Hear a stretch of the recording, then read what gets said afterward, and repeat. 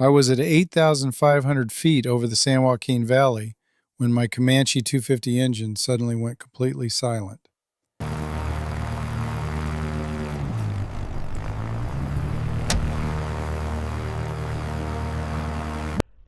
The scary part wasn't the engine failing, it was that I thought I had already solved the problem 30 minutes earlier. I hadn't, and now I had a real emergency on my hands. Today I want to talk about that flight and the neglected maintenance items that almost took me down. This story is about flying to Hollister, California to pick up a Piper Comanche 250 aircraft to put on consignment with our aircraft sales company. Bill, another salesman, was to fly me down to Hollister from Carson City, where I was to pick up the aircraft and ferry it back to our base at the Carson City airport. The flight to Hollister was uneventful. After landing, Bill and I thoroughly inspected the aircraft, including the fuel on board and its records. Everything seemed to be in order.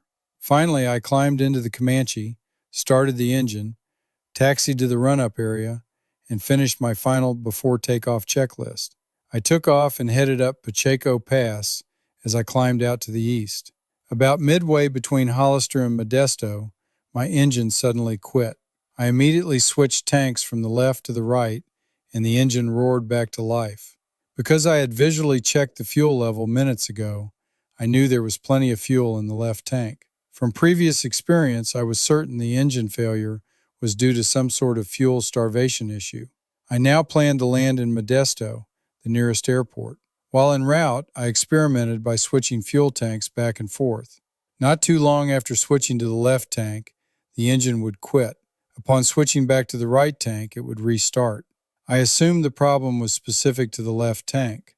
My new plan was to stop in Modesto, inspect the fuel system, and add an additional 10 gallons to the right tank, giving me a total of 25 gallons in a good tank to fly back to Carson City. After refueling, I departed Modesto and headed east toward Carson City. After climbing through 8,500 feet, the engine quit again, this time on the supposedly good right tank. I had already requested flight following after departure and was on frequency with air traffic control, so I radioed my problem to ATC and requested a vector to the nearest airport. ATC immediately declared an emergency on my behalf. After reviewing my available landing options, the controller and I both agreed that Modesto was the best glide option. I turned back toward Modesto and trimmed the aircraft for its best glide speed. During the glide, I managed to restart the engine several times by selecting both tanks, one after the other, using the fuel boost pump, and rocking the wings, but it would ultimately quit shortly thereafter. Those short bursts of power helped extend my glide distance, but at about 10 miles from the airport, I was unable to restart the engine anymore.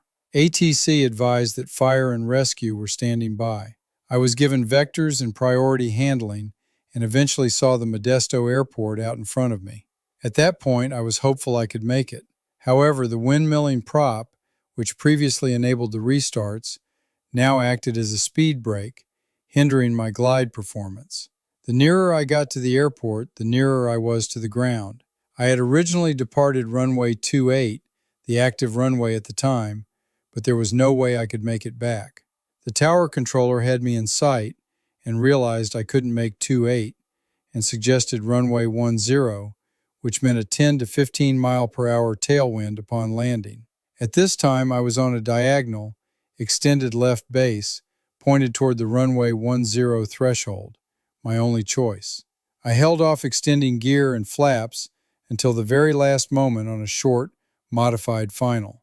I landed, rolled off the runway onto the taxiway, managed to restart the engine, and taxied about 100 yards to the nearest repair facility. I explained my problem and left the plane with them to diagnose and repair. So what was the problem? Most aircraft at that time used a type of rubber bladder inside the wings to hold the fuel. These bladders over time will shed little bits of the inner bladder surface. Usually these settle in the tank and are filtered, in this case by screens between the tank and engine. In this case, those screens hadn't been cleaned in a long while and were really plugged up, preventing the even flow of fuel to the engine. Fortunately, it was a simple fix that only cost $300 to get the aircraft back in the air the following week.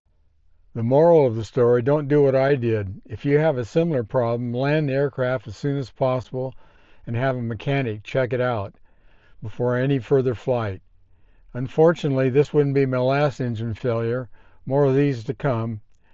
Please subscribe to be notified about my next video, a near stall situation in a Learjet.